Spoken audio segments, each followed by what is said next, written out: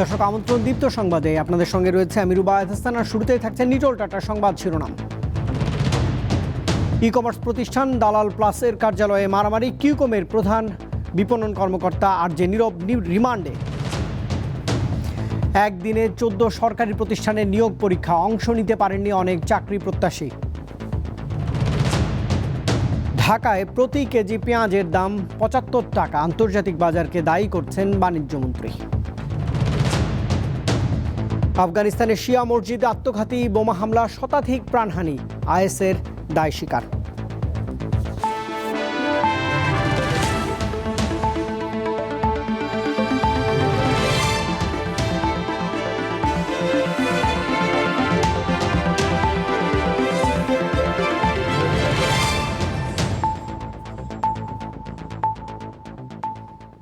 এবারে পুরো আয়োজন। ই কমার্স প্রতিষ্ঠান দালাল প্লাসের ধানমন্ডি কার্যালয়ে আজ মারামারির ঘটনা ঘটেছে। তবে টাকা বা পণ্য কোনোটি ফেরত পাননি গ্রাহকরা। এর জন্য পেমেন্ট গেটওয়ে প্রতিষ্ঠানকে দায়ী করছেন তারা। কিন্তু বাংলাদেশ ব্যাংক পেমেন্ট গেটওয়ের ওপর দায় চাপাতে নারাজ। বাগবিতণ্ডা, হাতাহাতি, বিশৃঙ্খলা যেন লেগেই আছে ই কমার্স প্রতিষ্ঠান দালাল প্লাসের কার্যালয়ে। কখনো কর্মকর্তাদের সাথে, আবার কখনো ভুক্তভোগীদের মধ্যে ঘটছে এমন ঘটনা। কিছুদিন বন্ধ থাকার পর চালু হলে দালালের কার্যালয়ে ভিড় বাড়তে থাকে গ্রাহকদের। 15 দিনের মধ্যে আমার মনে করেন যে টাইম ওভার হয়ে গেছে, আমি ওটা রিফান্ড চাচ্ছি। আমার 3টা বাইক ছিল, এর আগেও আমি পেয়েছি। হ্যাঁ, এখনও আমি পাওয়ার আশা করতেছি। আমার কোনো লাভের টাকা লাগবে না, প্রোডাক্টও লাগবে না। যদি আমাকে প্রোডাক্টও লাগবে, আমার যে টাকা দিয়েছে ওই টাকাটা আমাকে ফেরত দিয়ে দেয়। তবে বেশিরভাগ গ্রাহকই হয়রানির জন্য দুষছেন পেমেন্ট গেটওয়ে প্রতিষ্ঠানকে। গভর্নমেন্ট যে রুলসগুলো দিয়েছে সেই রুলস অনুযায়ী তো গেটওয়ে পেমেন্ট রিলিজ করতেছে না। রিলিজ না করলে তারা কিভাবে দিবে? তারা কি সম্পদ বেচে আমাদেরকে তাদের দিবে টাকা? গেটওয়ের প্রবলেমটা না থাকলে প্রত্যেকটা ই কমার্সই ভালো করতো বাংলাদেশে, এবং ওদের ভবিষ্যতে ভালো করবে যদি গেটওয়ে সমস্যাটা সাবমিট করা যায়। কোম্পানি যদি 5 মাস পরে টাকা পায়, তাহলে সে কীভাবে অন্য কাস্টমারদেরকে টাকা দেবে? এই গেটওয়ে সমস্যার সমাধান যতক্ষণ পর্যন্ত না হবে, কোনো ই কমার্সই বাংলাদেশে টিকতে পারবে না। পেমেন্ট ছিল সূর্য পেতে, এখন সূর্য পে যদি তাদেরকে না দেয়, তারা কি করে আমাদেরকে টাকাগুলি দিবে? দালালের কর্মকর্তারাও পেমেন্ট গেটওয়ের উপর দোষ চাপিয়ে দায় এড়াচ্ছেন। সরকারি নীতিমালা হয়েছে জুনের 26 কি 27 তারিখে, শিওর না, 26-27 তারিখে। কিন্তু তার আগের যে একটা পেমেন্ট সেটেলমেন্ট 24 তারিখ পর্যন্ত, সেটা তাদের কাছে আমাদের সেটা তো আটকা রাখার কথা না। কারণ আমরা তাদের সাথে কমিউনিকেশন করতেছি, তারা বলে দিচ্ছি, দেব। যদিও বাংলাদেশ ব্যাংক তাদের অভিযোগের ভিত্তি খুঁজে পাচ্ছে না। মুখপাত্র বলছেন, পণ্য সরবরাহের পরেই কেবল টাকা পাবে ই কমার্স প্রতিষ্ঠান। তাদের এই কথা ঠিক না। মাল ডেলিভারি দিতে যদি দেরি করে, তাহলে পেমেন্টও দেরি হবে। অ্যাজ পার সিস্টেমে তো মাল পাওয়ার পরে তো টাকাটা যাবে, তাই না? ওনারা মাল যদি না পায়, তাহলে তো টাকা চালিয়ে যাবে না, সেই গেটওয়েতে টাকাটা কিন্তু দেবে না। দালাল প্লাসের বেশিরভাগ লেনদেন হয়েছে সূর্য পে ও এসএসএল কমার্সের মাধ্যমে। গ্রাহকদের দাবি, প্রায় 150 কোটি টাকা আটকে রেখেছে এই দুই প্রতিষ্ঠান। তবে কর্মকর্তারা বলছেন, টাকা আটকে রাখার সুযোগ নেই। পণ্য না দিতে পারলে ই কমার্স প্রতিষ্ঠানের নির্দেশনা অনুযায়ী টাকা ফেরত দিতে বাধ্য তারা। কেউ যদি যায় বলে যে ভাই আমার মাল লাগবে না, আমার টাকা দেন, তাহলে সে দালাল বাসকে বলবে, দালাল বাস আমাদেরকে রিকোয়েস্ট করবে, ওনাকে মাল দিতে পারলে ওনার টাকাটা রিফান্ড করে দেবে। তবে স্বল্প পরিসরে দালাল প্লাস গ্রাহকদের টাকা ফেরত দেওয়া শুরু করেছে বলে জানিয়েছে সূর্য পে। নাজমুল সাইদ, দীপ্ত সংবাদ, ঢাকা। এদিকে ই কমার্স প্রতিষ্ঠান কিউকমের মাধ্যমে প্রতারণা ও অর্থ আত্মসাতের অভিযোগে আরজে নীরবকে একদিনের রিমান্ডে নেওয়ার অনুমতি দিয়েছে ঢাকার সিএমএম আদালত। তেজগাঁও শিল্পাঞ্চল থানায় এক ভুক্তভোগীর দায়ের করা মামলায় নীরবকে আজ রাজধানীর আদাবর এলাকা থেকে গ্রেপ্তার করে পুলিশ। হুমায়ুন কবির নীরব ওরফে আরজে নীরব কিউকমের বিপণন বিভাগের প্রধান। সামাজিক যোগাযোগ মাধ্যমে কিউকম সম্পর্কে প্রচারণা চালিয়ে নীরব মানুষকে আকৃষ্ট করতেন বলে অভিযোগ রয়েছে। পেমেন্ট গেটওয়েতে আটকে থাকা টাকা ফেরত চেয়ে রাজধানীর শাহবাগে মানববন্ধন করেছেন বিভিন্ন ই কমার্স প্রতিষ্ঠানের প্রতারণার শিকার গ্রাহকরা। সব ই কমার্স প্রতিষ্ঠানকে সরকারের কঠোর নজরদারিতে এনে পণ্য বা টাকা ফেরত দেওয়ার দাবি জানিয়েছেন এই গ্রাহকরা। গ্রাহকদের সঙ্গে প্রতারণা ও অর্থ আত্মসাতের অভিযোগে এরই মধ্যে গ্রেপ্তার হয়েছেন কয়েকটি ই কমার্স প্রতিষ্ঠানের মালিক। কারো বিরুদ্ধে গ্রাহকদের টাকা নিয়ে পালিয়ে যাওয়ারও অভিযোগ আছে। বাণিজ্য মন্ত্রণালয়ের নির্দেশে কেনাকাটায় গেটওয়ের মাধ্যমে টাকা দিয়েও এখন পণ্য বা টাকা কোনোটাই পাচ্ছেন না গ্রাহকরা, তাই রাস্তায় নেমেছেন ক্ষতিগ্রস্তরা। আমি একটা বাইক অর্ডার করছিলাম, কিন্তু যে ডেলিভারি ডেটের মধ্যে দেওয়ার কথা ছিল রিপন সাহেব সেই ডেলিভারির মধ্যে দিতে পারে নাই। সম্পূর্ণ টাকাটা গেটওয়েতে আটকানো আছে এবং আমরা সবাই জানি সেটা, এবং পোস্টারের কর্মকর্তারা সেটা বলেছে। সরকার যে সিদ্ধান্ত নিয়েছে যে আপাতত হোল্ডে রাখার জন্য, এই বিষয়টার জন্য গ্রাহক খুবই ক্ষুব্ধ। গ্রাহক এই বিষয়টার জন্য সবাই বিভিন্ন সমস্যাতে আছে। শুক্রবার রাজধানীর শাহবাগে 7 দফা দাবিতে মানববন্ধন করেন গ্রাহকরা। গেটওয়েতে আটকে থাকা টাকা দ্রুত ফেরত পেতে সরকারের সহায়তা চান তারা।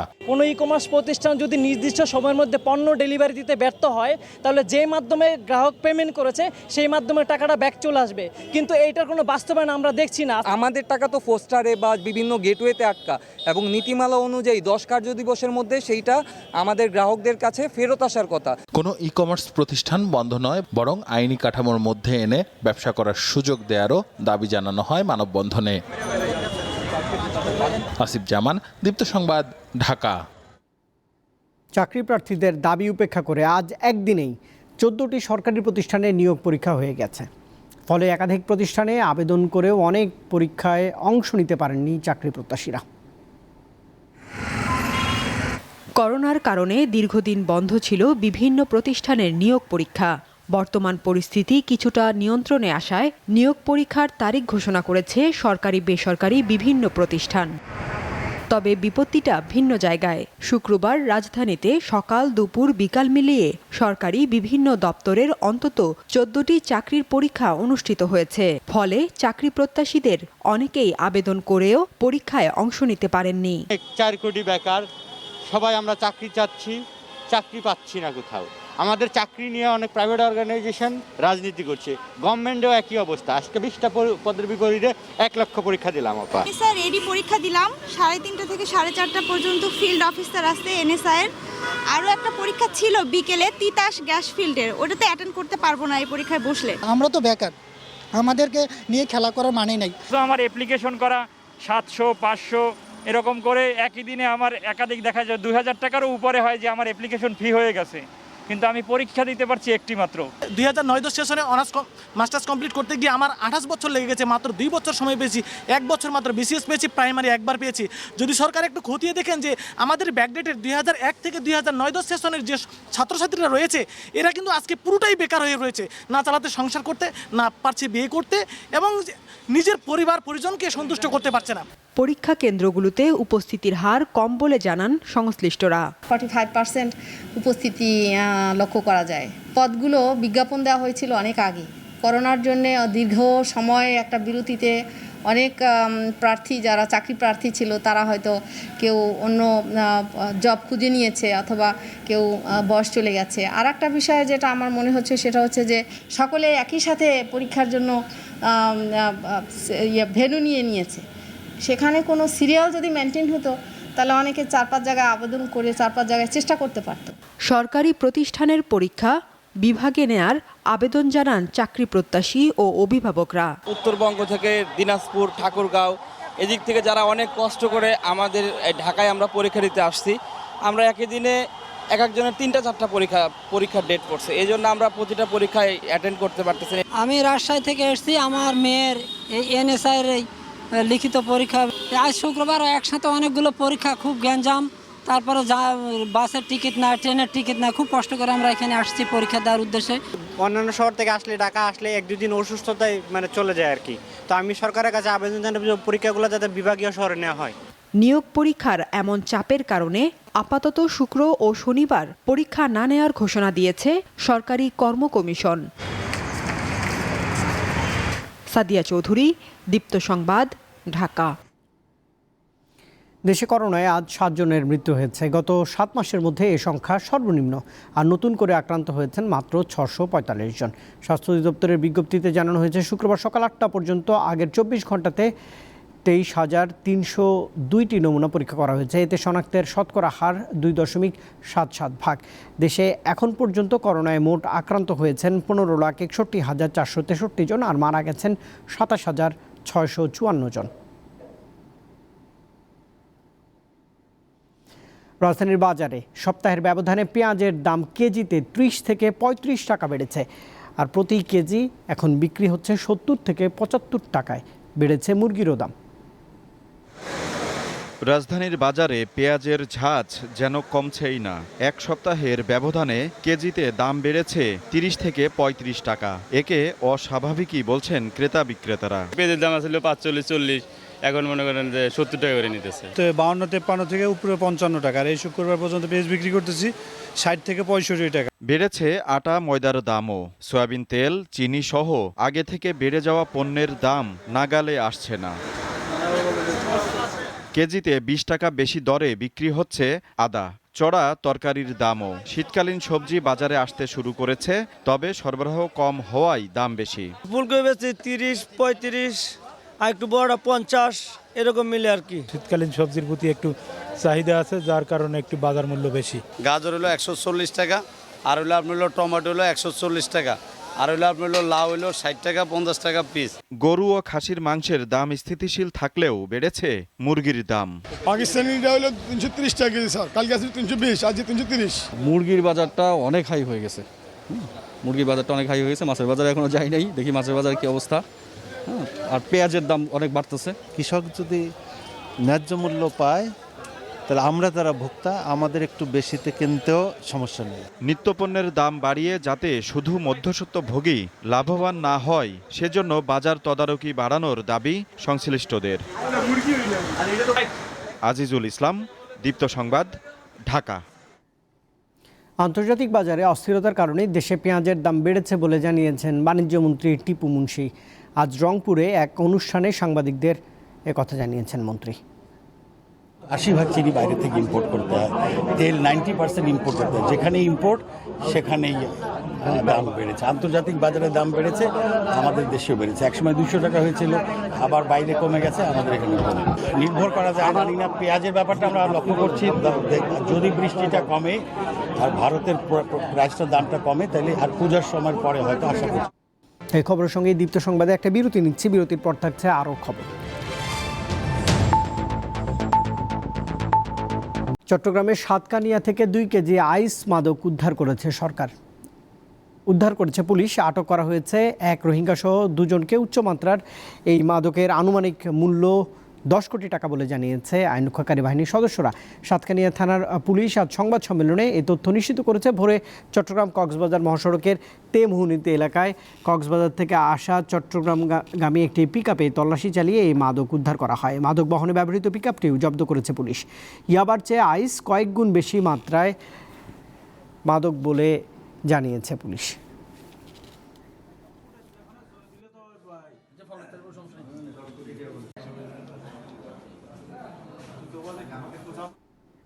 হৃদরোগ ও ডায়াবেটিসের মতো জটিল রোগের ঝুঁকি কমায় ডিম, অথচ তা নিয়ে মানুষের মধ্যে এখনও বিভ্রান্তি রয়েছে। বিশ্ব ডিম দিবস উপলক্ষে এক আলোচনায় বক্তারা এই তথ্য জানিয়েছেন। সব শ্রেণীর মানুষের জন্য আমিষ নিশ্চিত করতে ডিমের দাম সহনীয় পর্যায়ে রাখার আহ্বান জানিয়েছেন মৎস্য ও প্রাণী সম্পদ মন্ত্রী সম রেজাউল করিম।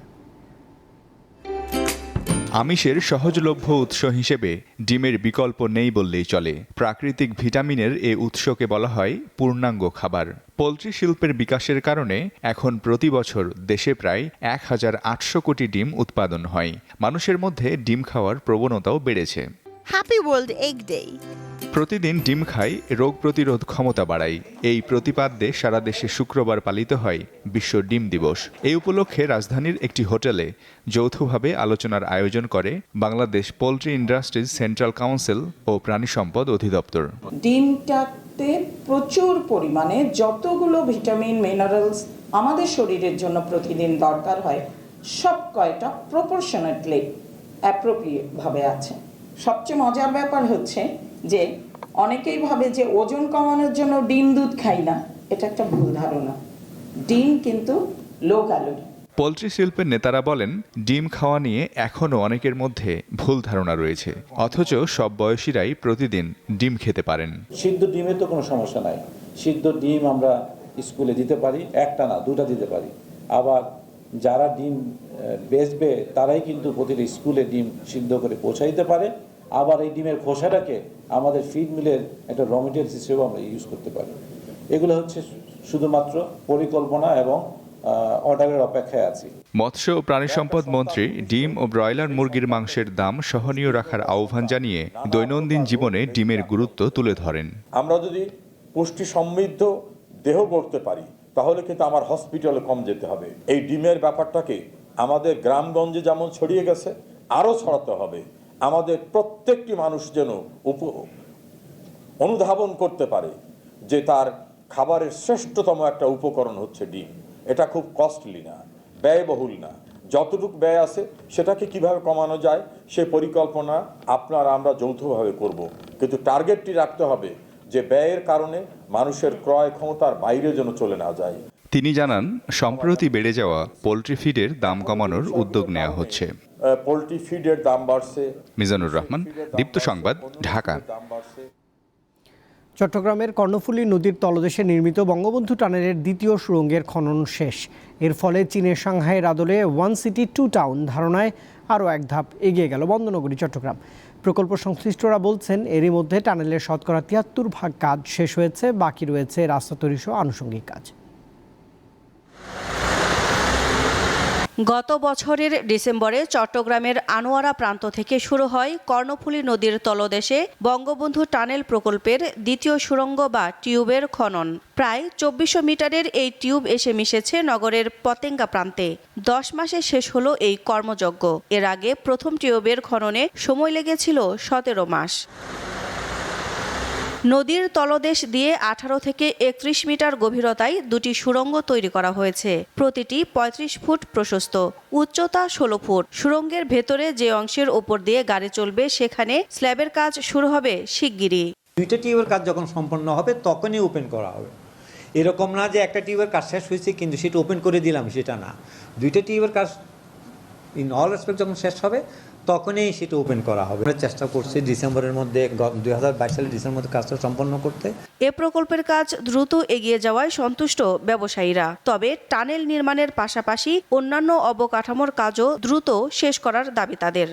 আমাদের ইনভেস্টমেন্ট, আমাদের যে দেশি বিদেশি বিনিয়োগের যে সম্ভাবনা এবং আমাদের দেশীয় পর্যটন শিল্পের উন্নয়ন থেকে শুরু করে সে কিন্তু আমরা কাজে লাগাতে পারবো। নদীর ওই পাড়ে কিন্তু এখনও বিদ্যুৎ, পানি, গ্যাস এক পর্যাপ্ত পরিমাণে, যেখানে আমরা মনে করি যে উৎপাদনের জন্য, কারখানা পরিচালনার জন্য প্রয়োজন, সেটি এখনও দৃশ্যমান হয়ে উঠে নাই। অর্থাৎ এই টানেলের কাজের পাশাপাশি কিন্তু ওই কাজগুলিও সমাপ্ত করা প্রয়োজন। ২০১৯ সালের ২৪ ফেব্রুয়ারি কর্ণফুলী নদীর তলদেশে দেশের প্রথম টানেলের নির্মাণ কাজ উদ্বোধন করেছিলেন প্রধানমন্ত্রী শেখ হাসিনা। এ প্রকল্পে খরচ ধরা হয়েছে ১০,৩০০ কোটি টাকা। দীপ্ত, বার্তাকক্ষ। চলে গেলেন চট্টগ্রামের খ্যাতিমান ক্রীড়া সংগঠক শাহেদ আসগর চৌধুরী। তার বয়স হয়েছিল ৮৮ বছর। জাতীয় ক্রীড়া পুরস্কারপ্রাপ্ত এই সংগঠক করোনায় আক্রান্ত হয়েছিলেন। আজ চট্টগ্রামের একটি হাসপাতালে শাহেদ আসগর চৌধুরী মারা যান। বিকেলে এম এ আজিজ স্টেডিয়ামে তার প্রথম নামাজে জানাজা অনুষ্ঠিত হয়। বাদ আসর নগরীর জামাতুল ফলাহ জামে মসজিদের দ্বিতীয় জানাজা শেষে এনায়েত বাজার ২২ মহল্লা কবরস্থানে তাঁকে দাফন করা হয়। তিনি বিসিবির নির্বাহী কমিটির সাবেক সদস্য। চট্টগ্রাম জেলা ক্রীড়া সংস্থা এবং চট্টগ্রাম মোহামেডান স্পোর্টিং ক্লাবের সাধারণ সম্পাদকের দায়িত্ব পালন করেন শাহেদ আসগর চৌধুরী। তিনি স্ত্রী ও ৫ কন্যা রেখে গেছেন। দেখছেন দীপ্ত সংবাদ। একটা বিরতি নিচ্ছি, ফিরছি আরও খবর নিয়ে।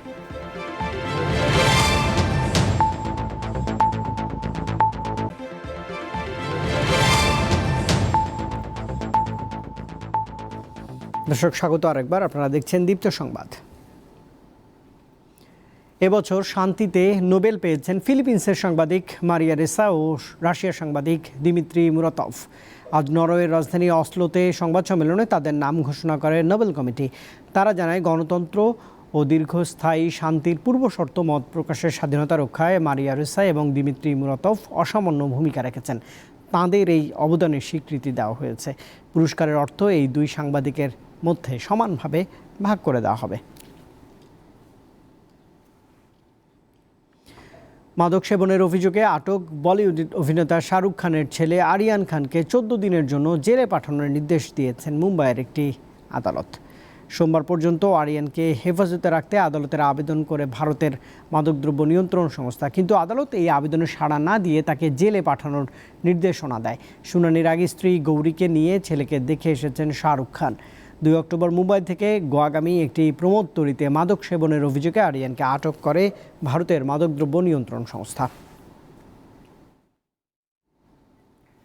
বিশ্বজুড়ে করোনা ভাইরাসে বৃহস্পতিবার 7,904 জন মারা গেছেন। আক্রান্ত হয়েছেন 4,61,000-এর বেশি মানুষ। 5 থেকে 11 বছর বয়সী শিশুদের উপর নিজেদের তৈরি করোনা টিকার জরুরি ব্যবহারের জন্য যুক্তরাষ্ট্রের খাদ্য ও ওষুধ প্রশাসনের কাছে অনুমোদন চেয়েছে ফাইজার বায়োনটেক।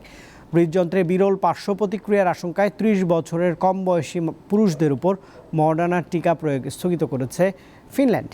এদিকে 11 অক্টোবর থেকে কোভিশিল্ড টিকার 2 ডোজ নেওয়া ভারতীয়দের কোয়ারেন্টিনে থাকার নিয়ম তুলে দিচ্ছে যুক্তরাজ্য।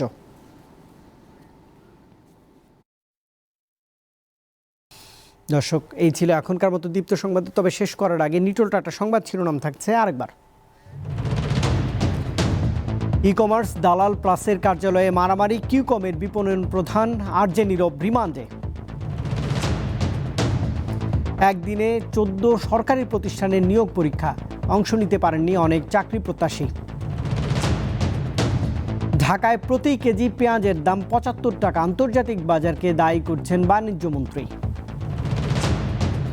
আফগানিস্তানের শিয়া মসজিদে আত্মঘাতী বোমা হামলা, শতাধিক প্রাণহানি, আইএসের দায় স্বীকার।